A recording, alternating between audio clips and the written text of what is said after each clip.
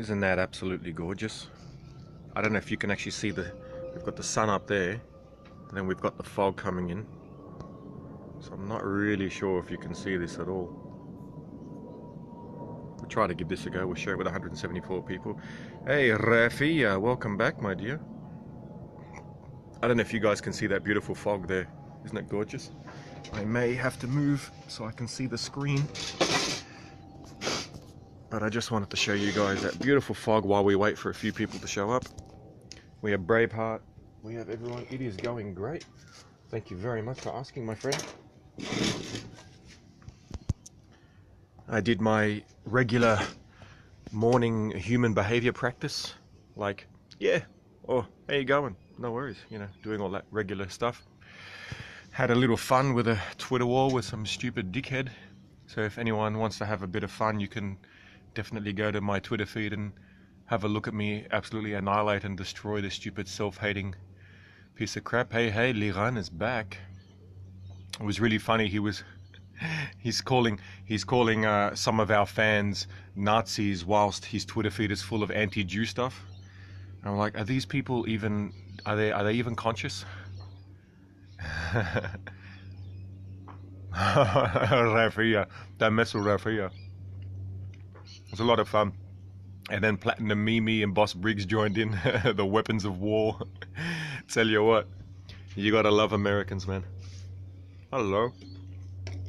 But what I can't stand, these people that hate each other or hate themselves. You know, they bash everyone else. It's just this delusion. It's amazing. So yeah, feel free to go in. Did you see the implosion in the US? Did I see the implosion? Has anyone not seen the implosion? It's about time. It's been coming for many years. Foist caricature. I know, it was hilarious. It was almost like it was a bot. How was my mum's birthday? Oh, it was lovely. If you foist. Happening US is a trap and people just fell for it. Yeah, absolutely. This is why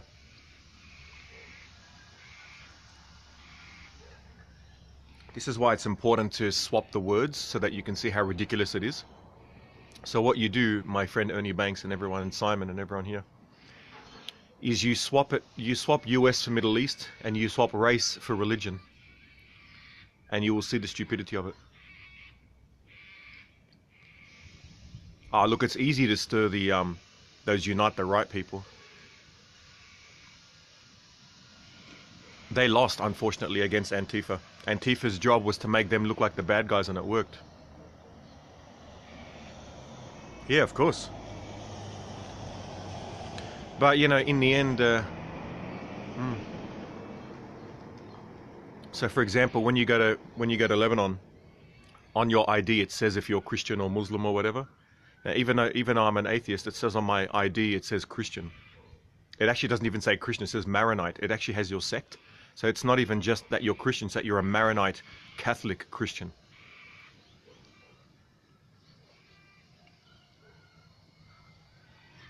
And probably a lot of you here, g'day, James the One is back.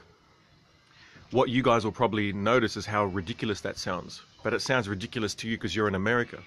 Whereas in the Middle East, when they see what's happening in America now, they laugh. They laugh at Americans. And it actually, unconscious need for violence. Oh yeah.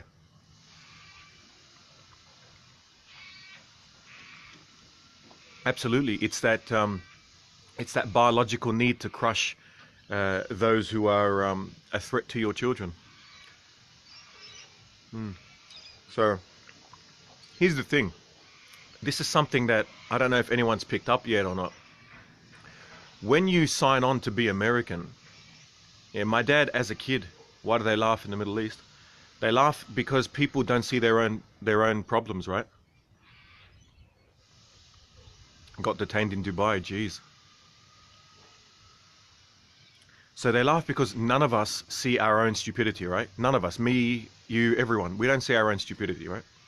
So it's important to try and see it as much as possible through, you know, maybe by talking with people with whom we disagree, right? So that's always been what I've said. So in you know, especially like in Jordan, Syria, Lebanon, they don't see their own problems, so they look at, or they justify them, just like everyone justifies their own problems, and says, oh, you know, it's because of other things, not because of me. And that's fine. I don't want to get into that. The point is that when they see America and this thing going on now, America looks to them just like the Middle East looks to everyone else, right? And that's all they get on the news for speaking English. Yeah, that's natural. I mean, if I got detained in Lebanon, I got detained in Syria, you know, like if you, that's how it works. And this is what happens to the whole world when it collapses into various mutually exclusive no-go zones. When it fragments, that's what I wanted to say. Fragments and fractionates. Increase the violence. Possibly on a more you know, a high resolution, a low resolution scale. To the eye of your personal temperament, you will have blind spots. Yeah, that's exactly right, and that's what happens because that's what humans do. That we are Muslim who are British who talk English. Yeah, interesting stuff. See, if I was in Dubai, I'd detain you because you have connections with the West. That's dangerous. If I went to Israel, I could never go back to Lebanon. You know, humans don't think logically. This is the thing that the problem with humans is it's not that they're irrational. It's that they think they are rational. Yeah, I'd love to visit Israel, but I'd have to go on a different passport, which means I'd have to get a different passport. I don't know how it works. As a stopover to Pakistan. Oh, that's probably even worse. Yeah, they're like, holy shit, they're supposed to be British, they're Muslim, they're in Dubai, going to Pakistan, you know. And we know Pakistan, you know, the military, what if you kept two passports? In the future, maybe, but I've been banned from doing that for a little while. I didn't even know you could have two. I never had a second one. It was so funny. And then they told me, prove that you don't have a second passport. I'm like, are these people on drugs? How do you prove you don't have a passport? Stupid. Anyway, so the point is, yeah, the mindset people go into these protests, they seem to escalate often. You can't understand the mindset. The mindset is that, for example, in Israel, right, and I only base this upon my Palestinian cousins on a separate paper. Yeah, I heard about that. Yeah. What were we going to say? I've only from my Palestinian cousins, and as well as like some Israeli movies I've seen, that there is a small amount of tension between Arab Israelis and Jewish Israelis. To me, that's completely understandable. And in America, that tension has been there since Thomas Jefferson decided to expand the production in the States by the implementation of slaves before the German immigrants could make it. And that one decision by him was the ticking time bomb, which would be the destruction of the US. Now, here is my proposal to Americans. My proposal to Americans is as follows. When you signed up to be an American, either by nationalization, or by birth. So when you sign up to be an American, either by nationalization or by birth, or naturalism, whatever you want to call it, you agree, right, to have your brother, sister, daughter, mother, right, have sex with someone of a different race, right? You agree to that. That is the fine line. That is the of the contract. You don't have a choice, for example. So, you know, every single one of my cousins, I think almost every single one of my cousins has married a non-Lebanese person in Australia, right? So I left the party yesterday and it was really funny because one of these older Lebanese gentlemen made a comment, right? And I didn't even think about it. And he's a sweet guy and he means it in a good way, like if that's possible. He looks at each one walking out of the restaurant, right? And each one of my cousins, male or female, is with a non-Lebanese partner.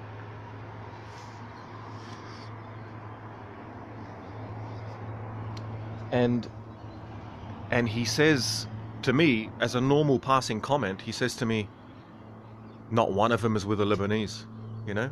And then he smiled and moved on. So out of context, that could be taken pretty badly, right? But I find that fascinating Because in my mind, I'm like, when we came to Australia, that is inevitable, right? If you take a drop, hey, James Joseph, it has to be, it's heartbreaking. It is heartbreaking, but at the same time, it's what you signed up for, right? So when people say they want to leave their place for a better life, if you take a drop of water and you put it in the ocean, you can't say that you want that drop of water anymore. It's now gone into the ocean. And it's exactly the same. If I move to the US, if you move to the US, whatever, you have signed a contract that your genetics are going to mix. There is no more protecting my, little community. And you can try, right? You can try and say that I'm not completely American. I'm a white American. I'm a black American. I'm a Jew American. I'm a gay American. Whatever it is you want to fractionate along any sort of these lines. I'm not saying you particularly do that. I'm not saying anyone chooses to do that. I'm saying that we collectively, once we leave whatever culture made us who we are, right? And we go into a new culture, right? If we're truly part of that culture, right, then mixing is inevitable. It's absolutely inevitable. So when I said in my last scope that the white race is dying out, that is not a bad thing in the sense that they're not becoming extinct. This might.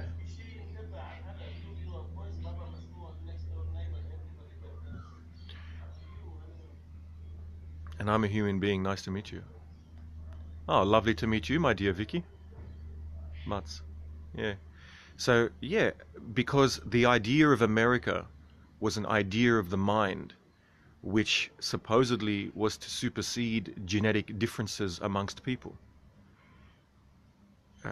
And so that is the contract you sign. If you are born and raised in America, every single day, that is your risk. When you want to delay that, you will create this situation.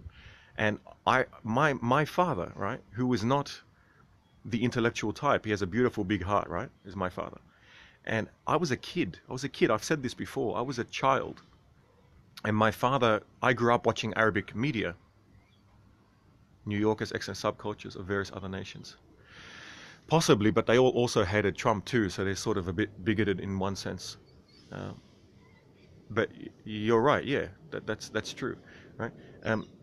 We grew up watching Arabic TV or Memory, for example, right? And all we would see about America is the stupidity of America, right?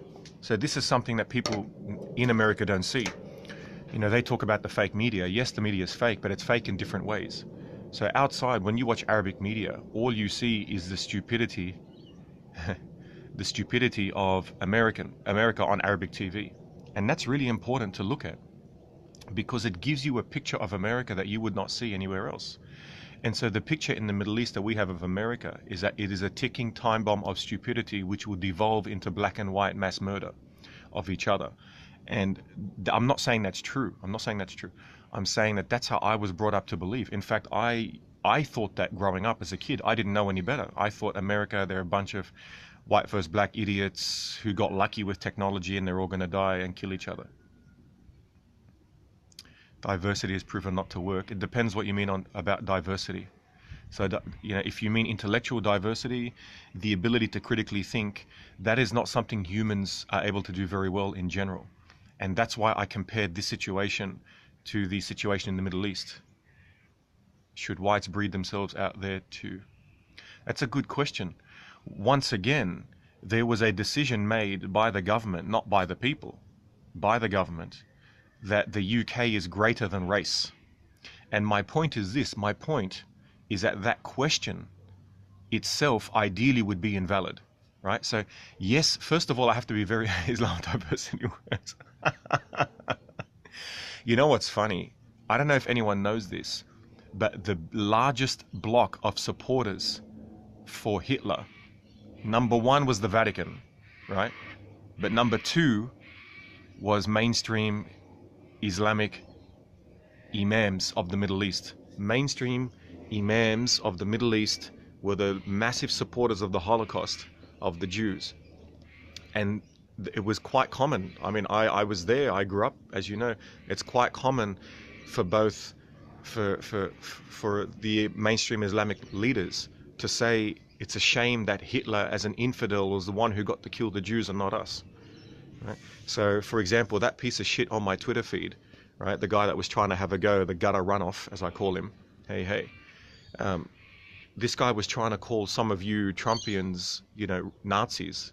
And I'm thinking, is this guy Amy Lorraine? Hey, welcome back, my lovely pianist, talented friend, because they hate Jews. Yeah, and this guy's a walking contradiction because he hates Israel, he hates Jews, he hates all this stuff. And yet he's trying to talk about equality of man. And I'm like, okay, equality of man, how about equality of women? How about equality of Middle Eastern minorities? Devil's advocate, I didn't see that comment. What's that? But I think it was an opportunistic thing because British friends conquered the Middle East. Oh, yeah. Yeah, of course. I am not a Nazi. Yeah, I don't even waste my time with these losers. So, it's important if you want to, as a human, right, try and get over, and this is obviously just my opinion, of course, if you want to try and get over a bias, right, what you do is you analogize, you swap the things you're talking about with other things that you don't care about. So that's why I said, man, there are so many cars in this street, it's amazing. I tell you, I can't wait for electric cars. It can just be quiet, man. People can just cruise past. Islam has some things in common with Nazism, of course. Yeah, of course. But you're right, yeah, it was opportunistic as well, yeah, absolutely. It's always a combination. Always, yeah. So I just think I figured out why there are so many cars in here. I think it's because we're so far away from public transport that everyone has to have cars for everything. To go to the shops, to go to the toilet, to go to drop their kids off at school. Now it makes sense. 3 a.m. All right. So coming back to what we were saying, for those in America, right, when you want to look at this situation, the easiest way to look at it is to look at it imagining that it's the Middle Eastern religion. So let's talk about Middle Eastern religion. In the Middle East, right, there are laws, right, that apply to people of different religions. Now, I have to be very clear about that. There are laws that apply to people of different religions. Now, I don't know if that sounds ridiculous to you guys. Like, maybe in America that might sound ridiculous. Like, if you can imagine that there is a law for conservative Christians, okay, all right, James, all the best. And then there's a law for liberals who are atheists, right? Like, can you imagine how ridiculous? It's disturbing. All right. So, in America, right, there are unofficially, there are laws, right? And I'm not blaming any one particular person because people are going to say it came from the left, came from the right, There are laws unofficially, right, that treat differently its members of different races. And that to me is based upon observations from outside. Yeah. So Native Americans, yeah, and it's what they call, I'm majorly picky, but definitely following you back. Majorly picky, that's funny. All right, so as ridiculous as what I said about the Middle East sounds, that's exactly how Middle Easterners see the US. What is the point I'm trying to get across here? The point is that it's not about the topic of race itself, right?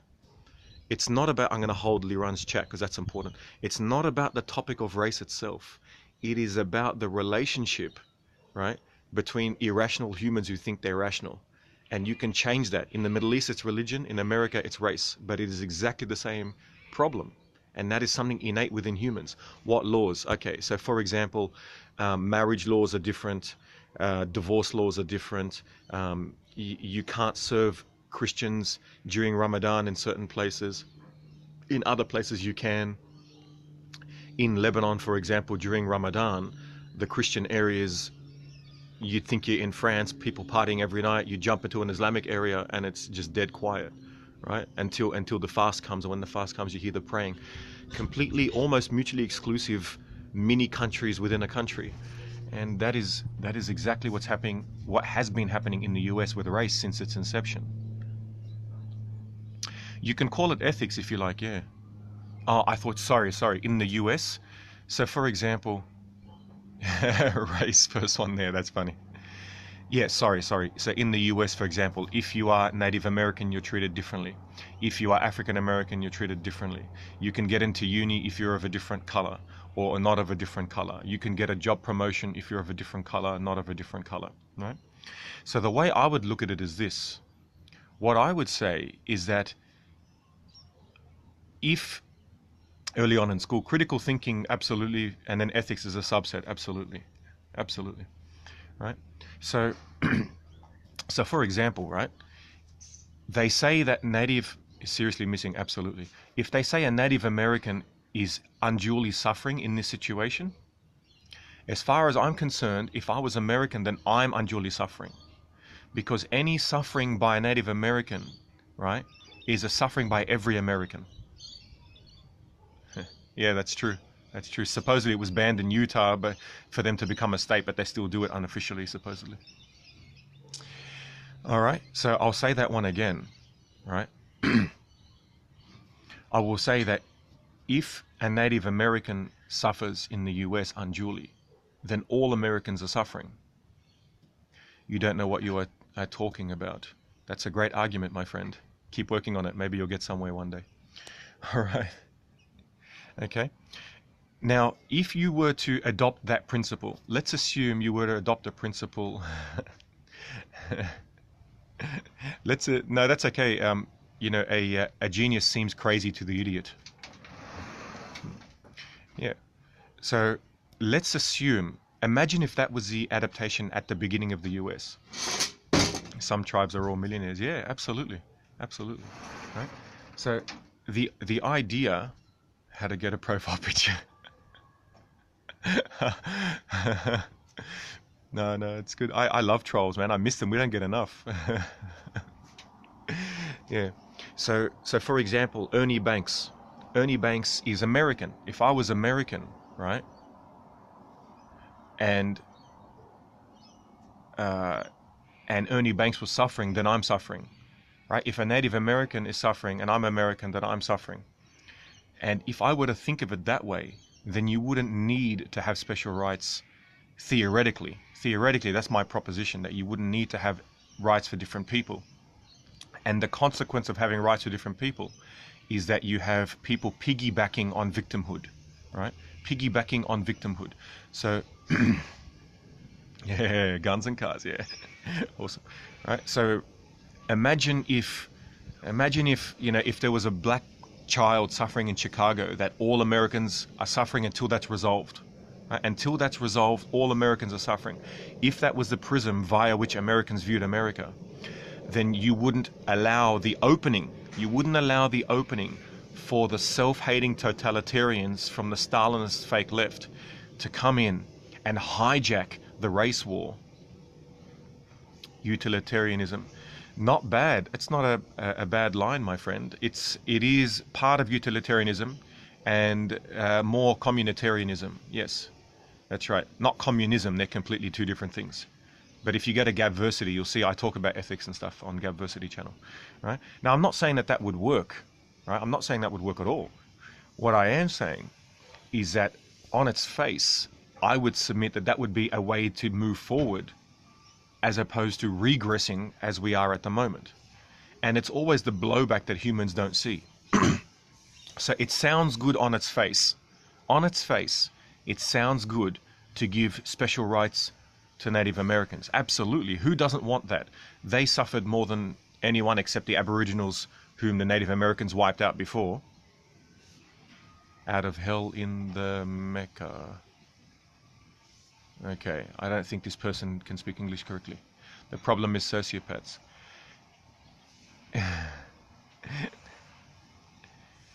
Opens certain doors. Yeah, it might open certain doors is my suggestion, right? Whereas, as I was saying, you know, hard to close. Let's say, you know, yeah, you say yes, let's look after Native Americans. That's great. But what's going to happen as soon as you say let's look after Native Americans? You're going to get some immigrant, right? So who has come in, right? Exactly, slippery slope. They're going to come in and they're going to say, hold on, how come Native Americans get treatment? I should get treatment as well because I suffered as well. Now, the thing is, they're actually correct. They are correct that they've suffered as well, right? But how that translates to America owing them anything is completely different, right? Ironically, that's actually looking up to America, right? Look, these people who supposedly hate America, deep down actually love America because they think that America can help all of these immigrants who legitimately have problems who've come in recently. They think America is that strong enough that's able to help them all. Now that's actually complimenting the very country they believe is a disgusting country. So they're a walking and talking irony. So how do you stop that? What I say is there is a new thing that needs to arise, which is that we are all... Yeah, empathy can be dangerous as well. The fake left have empathy for their inner group and therefore have nothing but hatred for the outer group. Affirmative action, improve minorities' lives. Yes, that's exactly right. That's exactly correct. Yeah, well, yeah, you can define empathy if you'd like to that way, and you can talk about enthalpy as well, which is slightly different to empathy. But yeah, absolutely. All right, so moving on. When Jefferson decided to, yeah, as you guys know, that the French bankrupted themselves. There's a really good article if you listen to it. Like 2 years ago, there was Sam Harris on empathy with a guest who specializes in empathy, which I thought was quite brilliant. But let's say that when the French bankrupted themselves in their fight against Haiti, right? They were desperate to raise money so that they could defeat the English in their ongoing civil war.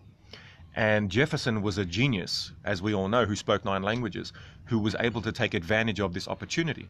And he said to the French, if you do not sell me the rest of these lands, right, so that they can become America, I will fight the English and crush you.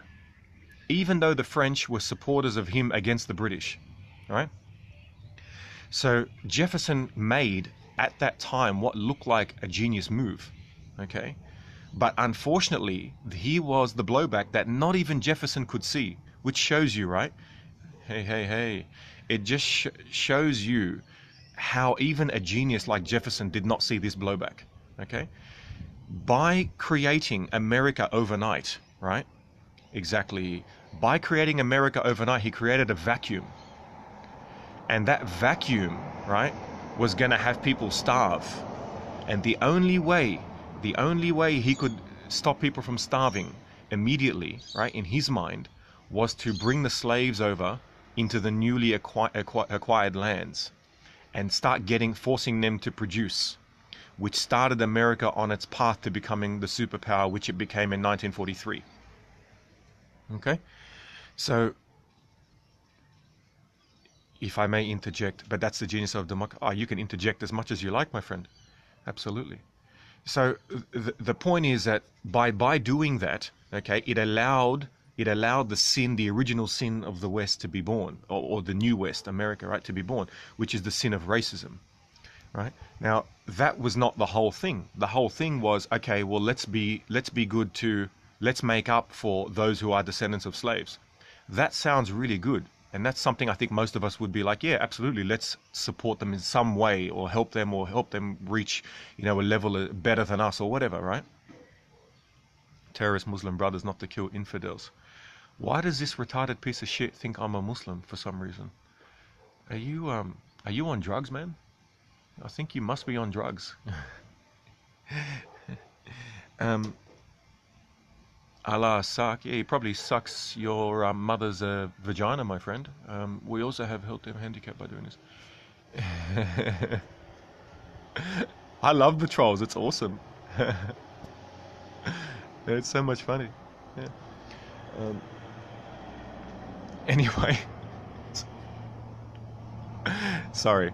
I can get a bit nasty, as you guys can see.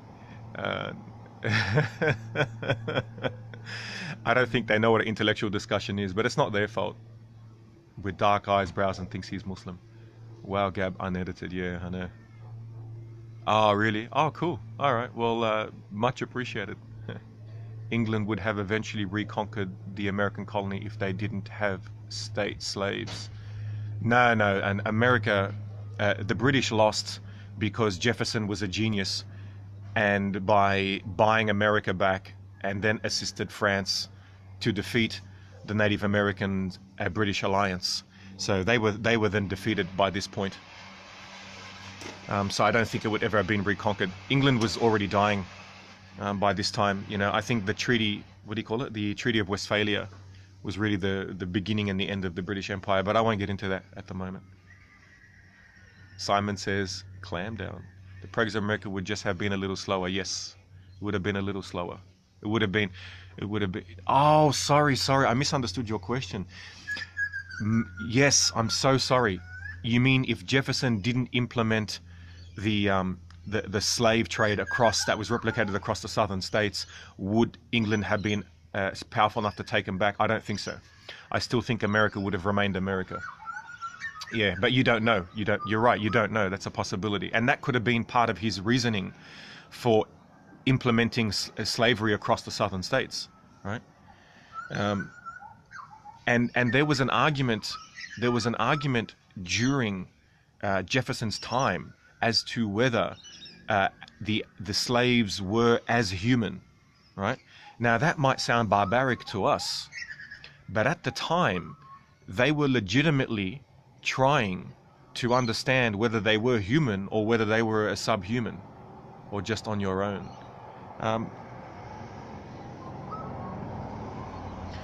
You know me. I know they're so loud. Hang down, tomato sauce. Like everything, Liran, by the age of 10, I'd already read the encyclopedia. By the age of 5, I'd read a few novels and stuff, unfortunately, so yeah. And it just sticks in my head. He got it, something like that. Is that a liar, bird? Yeah, it lies all the time. Tell the truth. I'm an autodidact, but I also take classes. Cool. All right. It's good. I mean, why not? Classes are even better. So how do we reverse the sin? We've now gone through this. The last 3 presidents, we had the problem.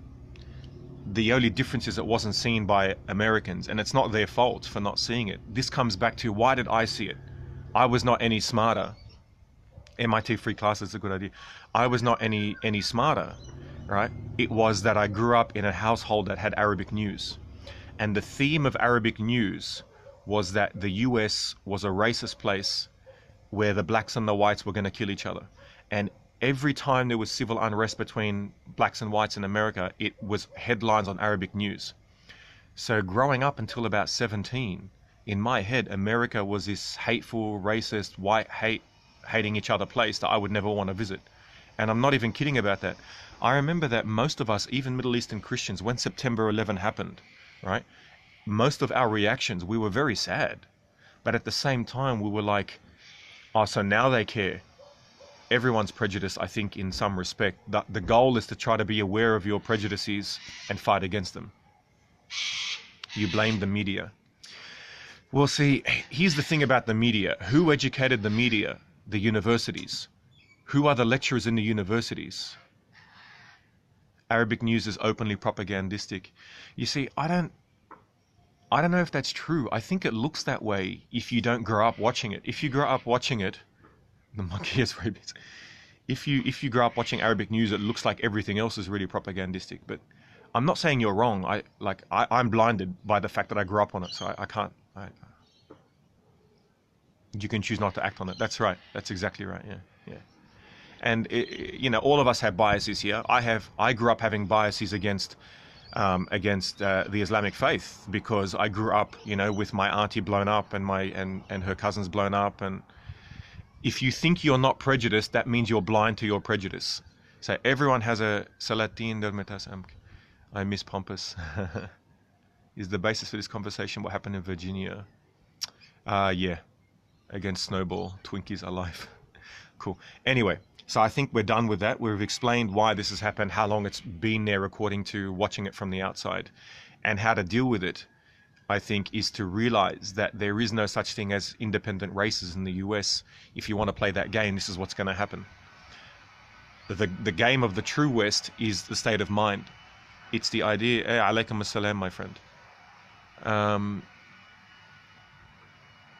So what? Yeah, so the goal I would submit to you guys is to think to yourselves, or all of us to ourselves, to say, okay, the West is a state of mind. It is about freedom of speech first.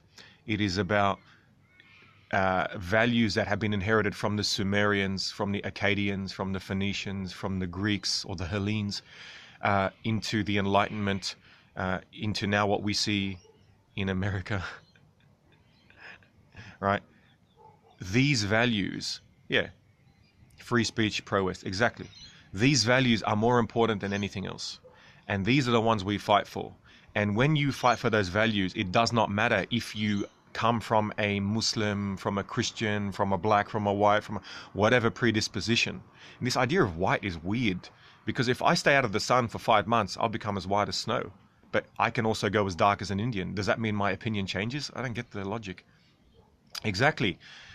Plato, Socrates, Aristotle, Socrates and Aristotle more than Plato, but even Plato, absolutely.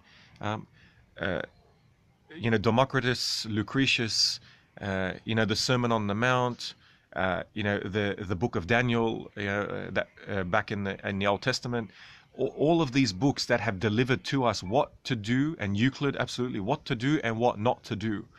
These things are independent of race, and yes, I might tan better than someone who's white. Okay, that means I save on sunscreen. That's all it means, right? But I also have, autism, which tends to be more common, I think, in Semitic people. So like it all comes out in the wash, right? Pardon the pun. And I think that's where I'm going to leave this podcast. And this seed, I think, which most of us, this resonates with most of us. I'm peach and turned tan. I know, because I was talking to you in the first place. Great scope. Yeah, it was a pleasure to see all of you guys. And more, we try to build this idea of the West with us in the mind. And so that we can expand and let our light shine. Yeah, absolutely. All right. You guys have a beautiful day. And it was lovely to see all of you here. All of my GoFundMe and Patreons. Love you guys. Oh, you're more than welcome. Lovely to see you. All right. Welcome back next time. Good to see you all. All right. Remaining silent is never an option with Gabsmacked.